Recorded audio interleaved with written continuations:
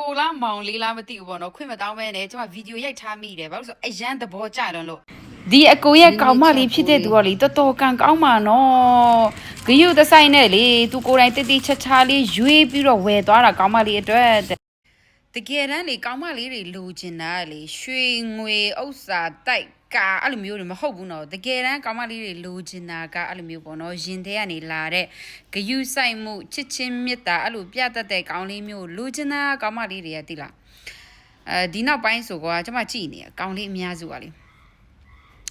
အချစ်ကိုလိုချင်တာမဟုတ်ဘဲနဲ့သူတို့ကဘာကိုလိုချင်လို့လိုချင်မှမသိဘူးအဲ့လိုမျိုးကောင်းလေးတော်တော်များသွားပြီနော်ဆိုတော့ကောင်းမလေးတွေလည်းကောင်းလေးရှာပြီဆိုရင်တေချာစဉ်းစားပြီးတော့ရှာကြပါကောင်းလေးထားတာတော့ဒီတိုင်းထားလိုက်လို့ရပေမဲ့ကိုအိမ်ထောင်ပြူဖို့အတွက်ဆိုရင်ကိုအပေါ်တကယ်မေတ္တာစင်မေတ္တာမှန်နဲ့ချစ်ပေးတဲ့သူနဲ့မှအဆင်ပြေမှာနော်ဆိုတော့ဆုတောင်းပြီးရှာကြပါလို့ပဲပြောချင်ပါတယ်အခုခေတ်ကကွယ်မိ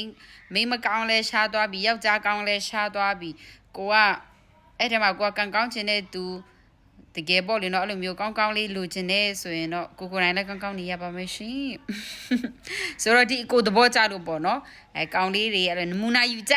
ဒါပဲ